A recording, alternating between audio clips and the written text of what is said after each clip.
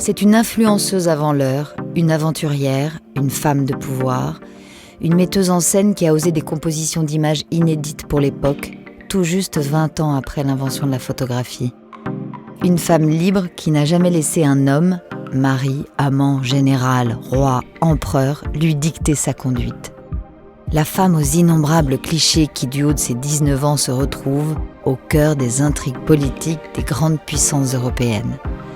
J'ai nommé la comtesse Virginia de Castiglione. C'est l'histoire d'une femme à la beauté légendaire qui tombe amoureuse de la photographie. Elle comprend surtout qu'elle peut en faire une arme, en exerçant un contrôle impressionnant sur son image et l'usage qui en est fait, jusque dans les moindres détails. D'où lui vient cette fascination pour sa propre image et l'habileté de la modeler à volonté ? Quelle trace laisse-t-elle dans l'histoire de la photographie, mais aussi l'histoire avec un grand H ? Vous écoutez Un autre regard. Je suis Julie Gaillet et je vais vous raconter l'histoire de Virginia de Castiglione.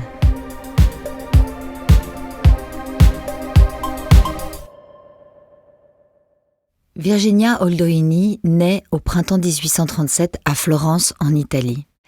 Elle est la fille unique du marquis Filippo Oldoini, un gentilhomme et diplomate, et d'Isabella Lamporecchi, une belle dame qui aime le luxe et qui mène une vie libre. Son père étant souvent à l'étranger, ses parents vivent d'un commun accord des vies séparées. Jeune fille, Virginia est vive et intelligente avec beaucoup de caractère. Elle parle évidemment italien, mais aussi français, la langue utilisée alors par les élites qu'elle emploie dans sa correspondance. Elle maîtrise également parfaitement l'anglais et l'allemand. Virginia, qui est aussi appelée Nini ou Nicchia, est d'une grande beauté et elle le sait.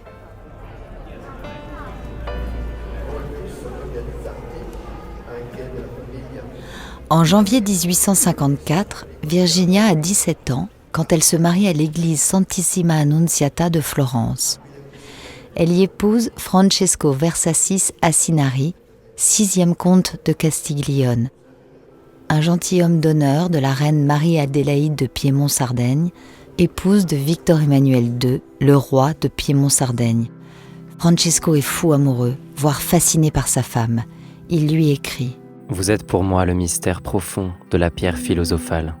Tout ce que vous touchez devient or à mes yeux, et cet or, je ne le changerai pas contre toutes les richesses du monde. » 2 jours après leur mariage, Virginia, devenue di Castiglione, et son époux partent s'installer à Turin. Ils vivent dans l'hôtel particulier du comte, situé dans le cœur historique de la ville. L'arrivée de Virginia est attendue. À un bal au Palais Royal, beaucoup d'invités montent sur les chaises pour assister à son entrée. On la guette, on la critique, on l'analyse. Elle ne semble pas la bienvenue, tout du moins auprès des femmes. Margherita di Collegno raconte dans son journal « Aujourd'hui, les curieux de Turin sont tout occupés de l'arrivée de l'épouse Castiglione. Cette jeune mariée qui a eu la chance de naître et grandir en Toscane affecte de ne savoir parler que français. C'est une gaminerie qui dénote un manque de cervelle. »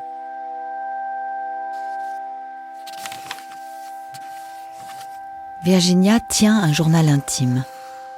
Moins d'1 an après son mariage, elle y raconte les disputes avec son mari et comment elle utilise la froideur et la distance pour dresser un mur entre elle et lui. Elle tombe ensuite enceinte et traverse une période de dépression marquée par des malaises physiques, le sentiment de solitude, des crises de larmes et de tristesse. Le 25 mars 1855, elle donne naissance à son fils Giorgio Versacis de Castiglione. 3 mois après son accouchement, elle prend pour amant Ambrogio Doria, un officier génois qu'elle connaît depuis l'enfance et qui est aussi un ami de son mari. En l'absence de ce dernier, il lui déclare sa flamme. Ambrogio est le premier amant d'une longue liste d'hommes qui seront fascinés et obsédés par Virginia. Il lui écrit « Je vous aime comme personne ne vous a jamais aimé et ne vous aimera jamais. » À l'occasion de cette aventure, Virginia inaugure un code pour son journal qui donne le degré d'intimité qui se joue entre elle et les hommes. B signifiait probablement baiser, BX, baiser intime, F pour rapport sexuel complet. Son journal est très factuel et ne dit rien de ce qu'elle ressent. Elle semble observer sa propre vie, se mettre à distance des événements et noter uniquement ce qu'elle donne ou ne donne pas. Elle écrira à l'un de ses amants. Il y a eu ceci, il y a eu cela entre vous et moi. À quoi bon ensuite remuer les cendres où le feu ne couve plus ? Cette mise à distance de sa propre vie force le mystère. Qui est cette femme et qu'attend-elle des hommes, si elle en attend quelque chose ? Alors que l'époque est plutôt au sentimentalisme romantique, Virginia se démarque. Elle écrit « Je ne crois pas à l'amour. Une maladie qui s'en va comme elle vient. » Sa vision des institutions conjugales est également cynique. Oh, les épouses, elles sont ma bête noire et mon plus grand épouvantail. Tous les miens en ont pris une, je les ai perdus et ils n'ont gagné ni leur affection, donnée à un autre après 3 mois de mariage, ni des enfants, car on ne peut pas savoir au juste de qui ils sont.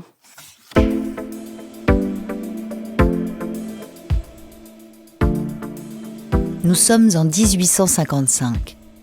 Turin est alors le foyer d'une bourgeoisie cultivée qui promeut les idées nouvelles du nationalisme italien et du romantisme. Le roi Victor Emmanuel II mène une politique d'extension du royaume de Piémont-Sardaigne. À l'époque, l'Italie est divisée en plusieurs royaumes et c'est lui l'artisan de l'unification de l'Italie. Elle sera ensuite mise en œuvre par son ministre, le comte de Cavour. Pour réussir dans son projet d'unification, il recherche l'appui de l'Angleterre et de la France. Lorsque Virginia arrive à Turin, c'est donc dans un contexte d'intense activité diplomatique. Elle rencontre le roi et fréquente la cour. Le roi et Cavour, conscients du pouvoir que Virginia exerce sur les hommes, décident de la charger d'une mission d'État dans le but de faire avancer la cause italienne.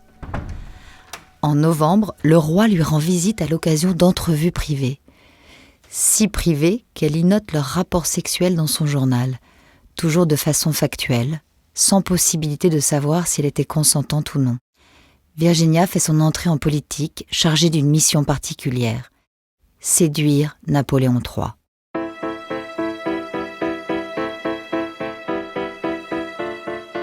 Le 9 janvier 1856, la princesse Mathilde, cousine de Napoléon III, tient salon dans son hôtel particulier à Paris. Amatrice des arts italiens, la princesse se sent proche de l'Italie qui a hébergé les Bonaparte durant leur exil. Une campagne de publicité a été organisée pour annoncer l'arrivée de Virginia, qui fait une entrée très remarquée. Le comte de Rezette raconte: Elle avait des plumes roses dans ses cheveux bouffants sur les tempes. Le reste de sa chevelure était rejeté en arrière avec 2 boucles pendantes. Elle semblait une marquise d'autrefois, coiffée à l'oiseau royal. Le physique de Virginia fait sensation. Sa chevelure brune est si longue qu'elle peut l'arranger en coiffe spectaculaire. Son nez est fin et son regard perçant.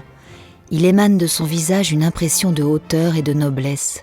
Sa bouche, petite et souvent pincée, lui donne un air sévère et intimidant. Pourtant, sa première rencontre avec Napoléon III est un fiasco. Elle ne sut rien répondre à l'empereur, dont la première impression ne fut pas bonne, car il dit en la quittant « Elle est belle, mais elle paraît être sans esprit ». À cette époque, la vie sociale parisienne est constituée de fêtes impériales aux milliers d'invités, de bals costumés où les masques dissimulent les visages et permettent les rencontres. Dans cette bonne société de l'élite aristocratique, l'esprit de cour est omniprésent. On vit par et pour la réputation.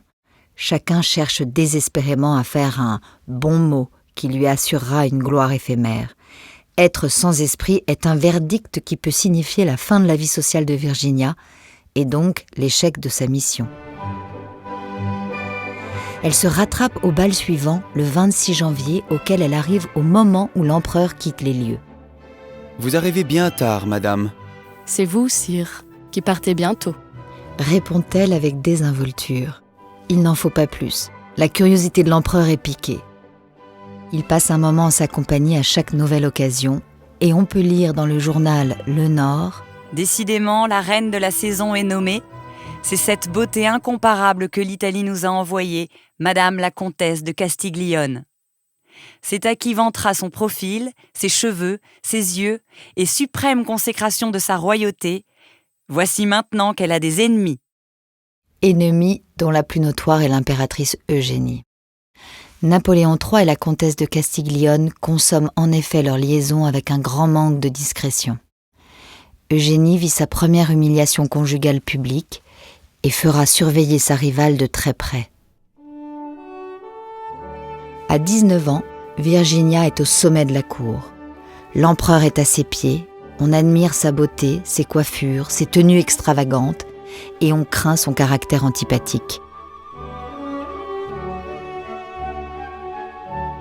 Parmi les autres femmes de la cour, aucune alliée. Toutes sont ses rivales, à propos desquelles elle écrit « Je les égale par ma naissance, je les surpasse par ma beauté, je les juge par mon esprit. » Une des activités à laquelle la cour s'occupe à cette époque, c'est la photographie. Elle a été inventée il y a moins de 20 ans, mais elle a le vent en poupe. Pierre-Louis Pierson est le photographe attitré de l'empereur et la cour, l'aristocratie, la haute finance se pressent dans ses salons. On le dit très effacé, laissant ses modèles adopter la pose qui leur convient. Lorsque Virginia se fait prendre en photo dans son studio, c'est un bouleversement. Soudain, face à sa propre image, fidèlement fixée sur le papier, elle réalise qu'elle tient là un outil merveilleux, à l'épreuve du temps et des rumeurs qui ne peuvent altérer la preuve absolue et irréfutable d'une photographie. Elle comprend immédiatement que les nuances de son regard qu'elle maîtrise totalement animent le cliché d'une vie propre. Elle se met en scène, essayant des éclairages, des costumes, des poses. Elle s'invente des personnages, sélectionne les meilleurs clichés, va jusqu'à les retoucher elle-même, ajoutant de la couleur. Chaque photo doit être un hommage à sa beauté légendaire. Ces images lui serviront dans ses intrigues et son ascension au cœur du pouvoir. La mode est au portrait carte de visite, photographie de petit format que l'on s'échange et que l'on collectionne. Virginia conçoit des albums de ses autoportraits qu'elle peut remettre en main propre à ceux qu'elle veut séduire et manipuler. Elle s'inspire des personnages mythologiques habituellement présents en peinture et pose en costume. Les photos lui permettent également de répéter la mise en scène de ses apparitions aux soirées mondaines.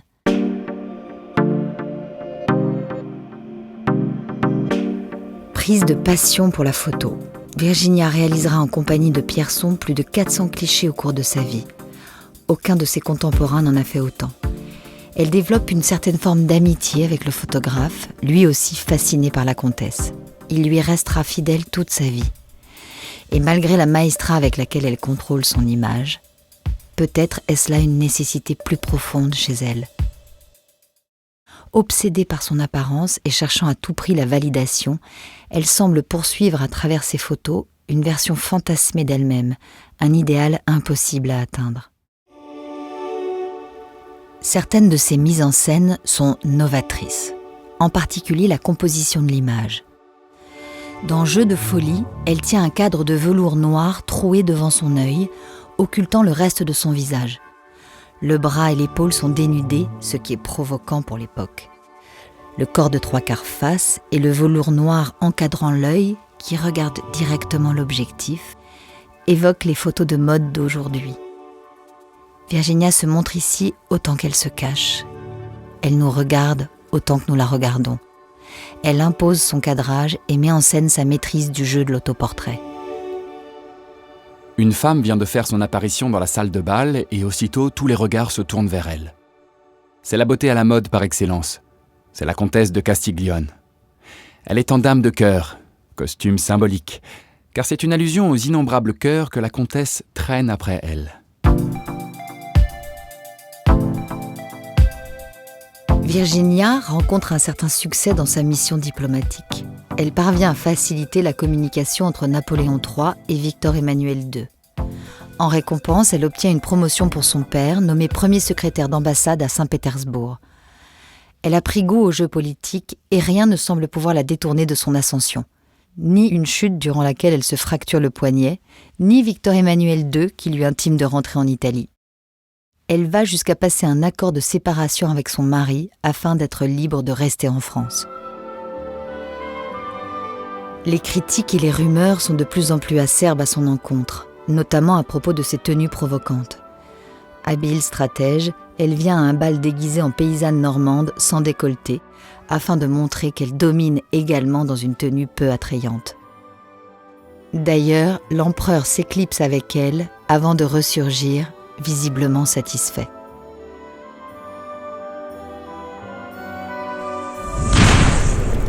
Dans la nuit du 7 au 8 avril 1857, l'empereur survit à un attentat qui le surprend alors qu'il sort de la rue où loge Virginia.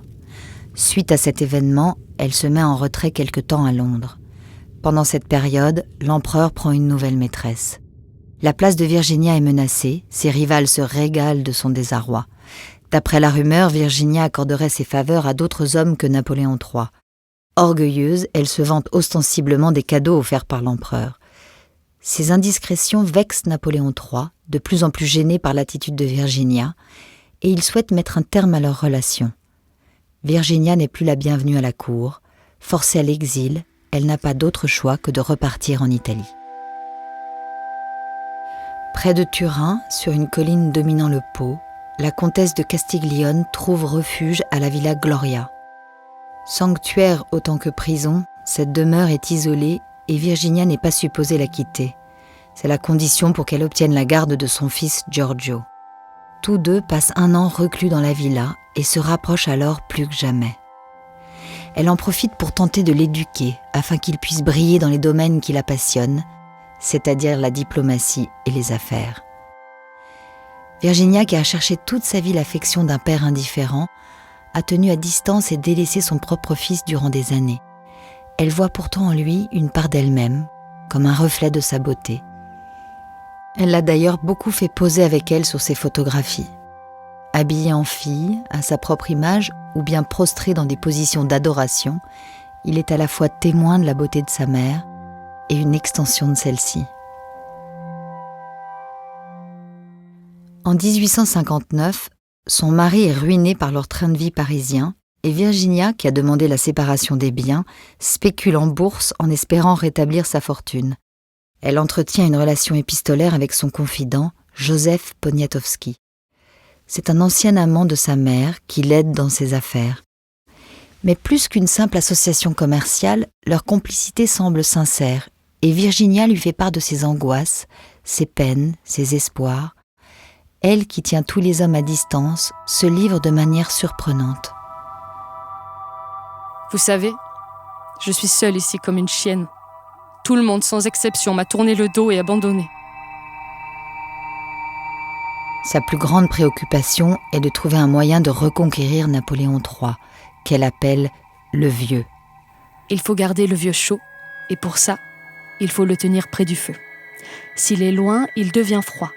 Il faut l'exploiter avant qu'il crève. Jouant sur de nombreux tableaux à la fois, elle se tient au courant des affaires politiques. Elle semble choisir des amants pouvant lui apporter un avantage dans ses projets. Le prince Henri de la Tour d'Auvergne, ministre de Napoléon III, tombe sous son charme. Elle le traite tour à tour amoureusement, puis avec froideur. Lorsqu'il doit la quitter pour partir à Berlin, elle l'ignore carrément. L'oncle de Virginia est aide de camp de Victor Emmanuel II. En échange de quelques faveurs qu'elle lui accorde, il la tient informée des agissements de Napoléon III. Apprenant que l'empereur a demandé de ses nouvelles, elle s'interroge sur la meilleure stratégie. Doit-elle l'ignorer ? Doit-elle se poser en malheureuse victime du sort ? Doit-elle lui faire parvenir une photographie ? Elle échange sur le sujet avec Joseph Poniatowski. Ses lettres dessinent la pensée d'une grande metteuse en scène, capable de se projeter volontairement dans différents rôles. Un autre problème se pose. Son mari exige que Giorgio la quitte à l'âge de 10 ans pour venir vivre avec lui et qu'il ne sorte pas d'Italie d'ici là. En 1860, Virginia, prétextant des vacances à Dieppe, emmène son fils et ne rentre pas en Italie. Elle revient rapidement à Paris où elle entreprend de reconstruire sa vie mondaine et tente de reprendre en main ses affaires financières ainsi que celles de Józef Poniatowski. Un de ses amants est alors banquier, Charles Lafitte, qui lui obtient un prêt à court terme de 150 000 francs qu'elle donne à Józef Poniatowski. Lorsque son amant lui demande de rembourser le prêt, elle refuse. Conspirant avec un collaborateur de Lafitte, elle tente de jouer la victime éplorée au bord du suicide pour échapper au remboursement. Virginia entretient au moins 4 liaisons différentes, ce qui implique de manier son agenda avec astuce. Se souvenant sans doute de sa déconvenue avec l'empereur, elle mise cette fois sur la haute discrétion. C'est en partie ce qui contribue à rendre les rumeurs à son sujet aussi voilées de mystère. On parle d'elle comme d'une espionne, d'une aventurière menant double jeu, active dans les cercles de pouvoir, de politique, des affaires. Ici aussi, la photographie joue un rôle important au cœur de ses intrigues. Elle écrit à Joseph au sujet de l'empereur. Maintenant, le vieux. On en fait quoi ? Apporter, en réponse à sa lettre, cette grande tête tout éplorée que vous aimez et faire que ce soit lui qui dise « je voudrais la voir » ? La grande tête tout éplorée fait probablement référence à un portrait photographique où elle regarde au loin avec mélancolie. Virginia use toujours de son image comme d'une arme. Elle obtient enfin son retour en grâce à la cour impériale et élabore pour l'occasion un costume de reine étrusque avec l'aide du chanteur Mario de Candia, expert en effets scéniques. Somptueux, le costume fait d'abord fureur à son arrivée. Mais certains spectateurs le trouvent indécent et les rumeurs vont bon train. On dit qu'elle était dénudée. Virginia se fait photographier dans le costume pour rétablir la vérité. Elle force même le journal L'Italie à publier un démenti.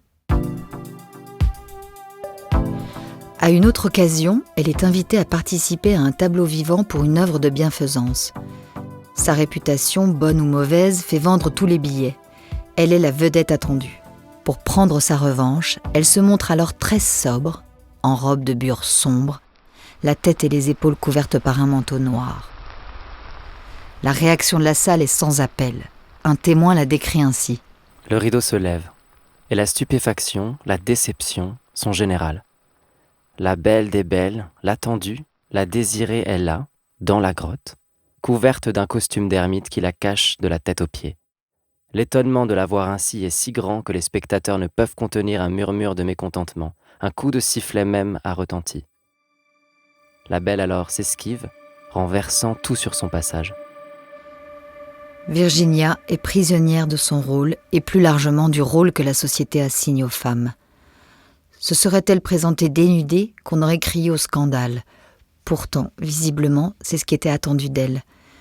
Le costume est photographié par Pierson, mais elle est battue. Son image ne lui appartient désormais plus. Sa notoriété est telle qu'elle n'a plus aucune marge de manœuvre pour se réinventer. Sa place dans la vie mondaine semble compromise. Elle se retire alors chez elle et n'en sort plus. En 1864, alors qu'elle passe des journées entières dans l'obscurité de sa maison de Passy, Virginia reçoit une lettre anonyme qui la met en garde contre sa propre mort.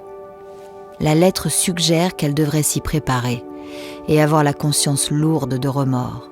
Tout votre passé se présenterait à votre souvenir. Votre mari trahi, votre charmant enfant négligé et rougissant un jour de sa mère, des femmes oubliées auprès de vous par leur mari, des fortunes gaspillées en luxe scandaleux et en toilettes insensées. Toutes ces images vous jetteraient alors dans des horribles angoisses. Il est toujours temps de se repentir. Croyez-moi, madame, je vous en conjure, croyez le conseil d'un ami, de votre seul véritable ami. Cette lettre ébranle beaucoup Virginia et attise sa paranoïa. Elle se sent constamment surveillée et victime d'un complot.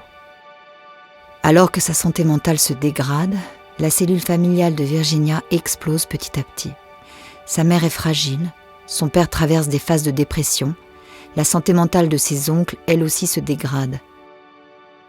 À la fin de l'été 1865, Virginia doit laisser partir son fils en Italie.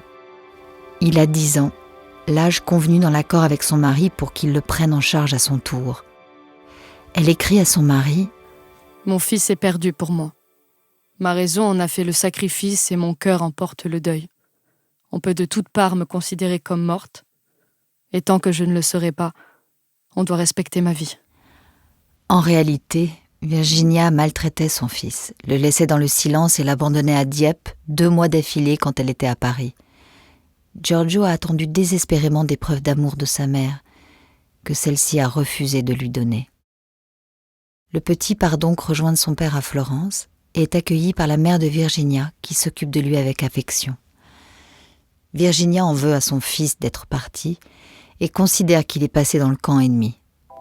Giorgio tombe malade et envoie de longues lettres à sa mère qui reste mutique.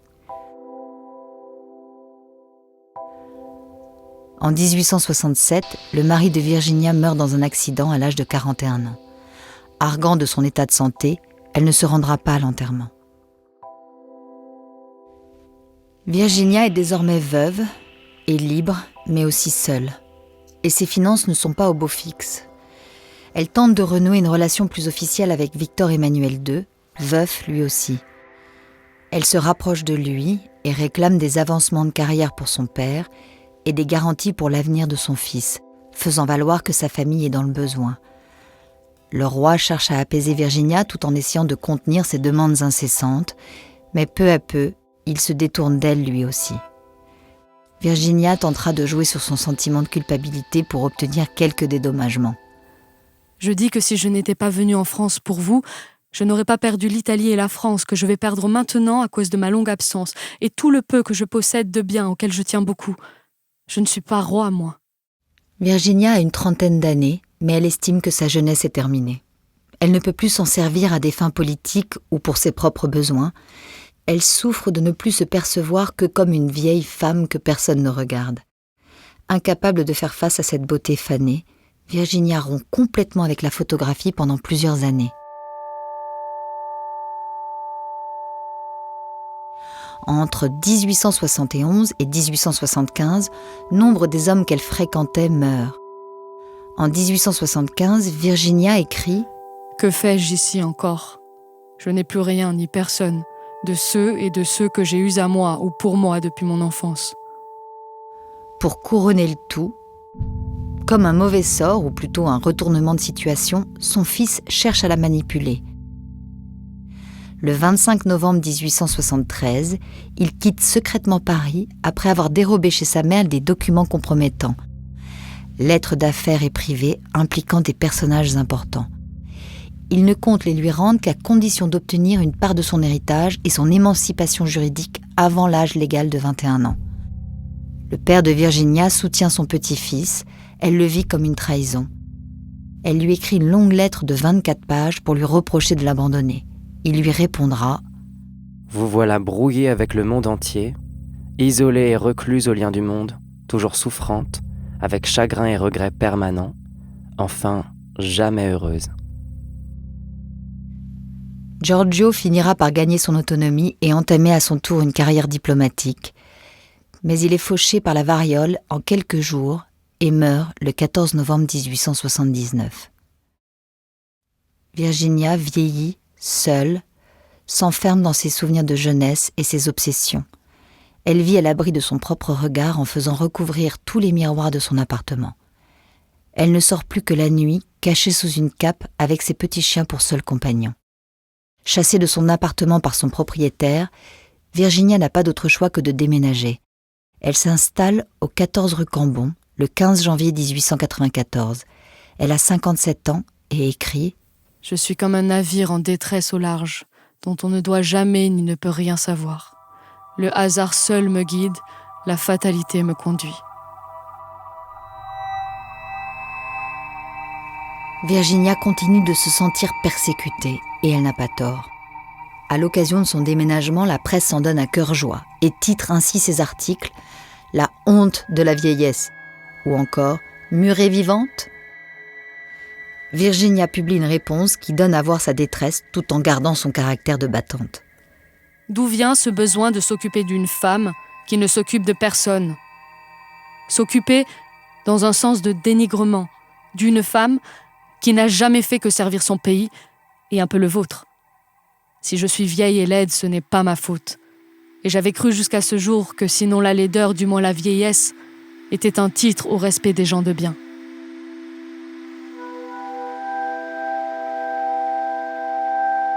Comme pour prouver au monde et à elle-même qu'elle reste Virginia de Castiglione, celle que tout le monde a adorée ou détestée pour sa beauté, Virginia revient à la photographie de manière inattendue. Quel que soit son âge et son aspect physique, elle est une pionnière, une femme puissante, et le monde doit le savoir. Entre 1893 et 95, dans ses dernières photographies, Virginia veut faire revivre la beauté de sa jeunesse et l'immortaliser de nouveau. Elle exhume sa garde-robe de 30 ans plus tôt, même si elle est désormais presque chauve, édentée, le visage enflé et le regard triste et hagard. Dans les années 1860, elle avait commencé à réaliser des clichés révélant ses jambes sans bas et ses pieds nus. Initiative d'une grande modernité pour l'époque, au message érotique qui ne fait aucun doute. C'est dans la même modernité que Virginia demande à Pierson de modifier l'angle de vue. L'objectif est placé derrière elle, elle semble allongée. Là encore, ce sont ses pieds dans le cadre. On croirait apercevoir ceux d'un cadavre dans son cercueil tapissé de velours noir. Le cliché nommé le P, l'amputation du gruyère, est morbide. La comtesse ne cherche plus à séduire, elle montre la réalité. Son corps bientôt ne suit plus. Elle passe ses journées dans son lit, entourée de ses chiens empaillés, jusqu'à mourir seule le 28 novembre 1899.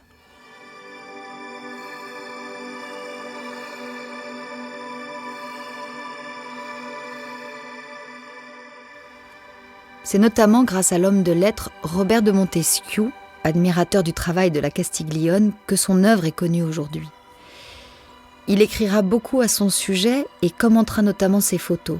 Fasciné par tout ce qui touche à la comtesse, il achète 434 des clichés qu'elle a réalisés au cours de sa vie, qui témoignent d'un goût de la mise en scène, du costume et de sa grande modernité. Même si les photos ont été prises par Pierson sur plus de 40 ans, la véritable artiste est Virginia. Mis à part la manipulation de l'appareil photo en lui-même, elle pense et conçoit tous les aspects de ses portraits. Lorsque la Dame de cœur est présentée à l'exposition universelle de 1867, elle demande même qu'on lui donne le statut d'exposant, revendiquant de fait sa qualité d'artiste. Une prise de position largement admise aujourd'hui, mais qui pour l'époque est complètement nouvelle. Son œuvre préfigure avec une ressemblance curieuse des pans entiers de nos pratiques actuelles. Le rapport à l'image, devenu une obsession notamment sur les réseaux sociaux, est déjà en germe dans l'œuvre de Virginia.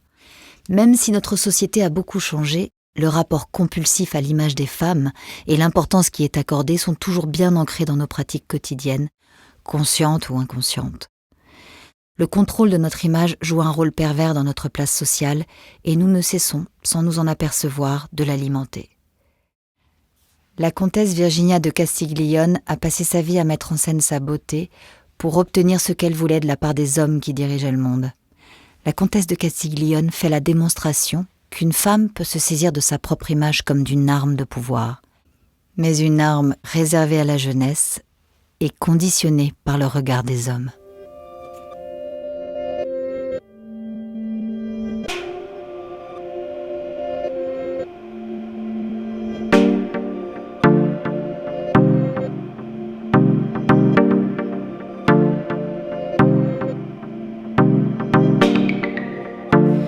Je suis Julie Gaillet et vous venez d'écouter Un autre regard, un podcast produit par Louis Média.